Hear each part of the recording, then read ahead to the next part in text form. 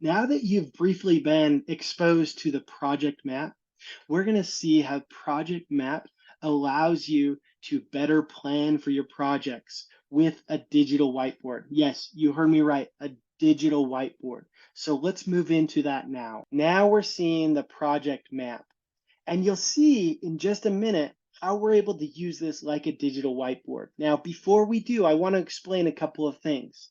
You'll notice here on the left-hand side, the work streams. Now, this is a new concept. You're probably thinking, where is my Gantt chart with 100 different activities and tasks listed on the left-hand column?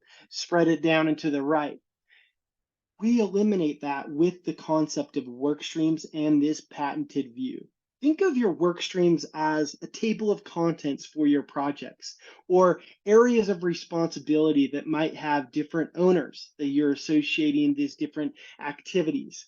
And as you see these areas of responsibility, you see a subset of activities that need to be accomplished in order to hit the ultimate goal of that release target, while having a number of different milestones along the way. Now, as we get into the digital whiteboard, you're able to easily hover over an area in a white space within your map view and give this activity a new name.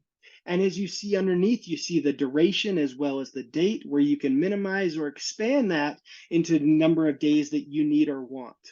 As we click off of that, you can see I can drag or drop that into different areas as well, which is the click wheel of my mouse.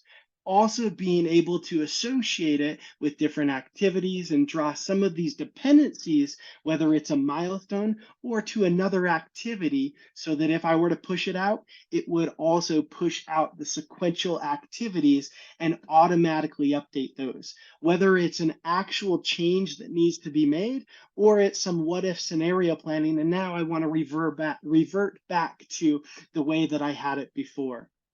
There's so many more ways to expand this digital whiteboard by adding different activities just by clicking here, changing the existing activities that you have by giving them new names or dates, or adding some of these other functions here on the top right-hand corner.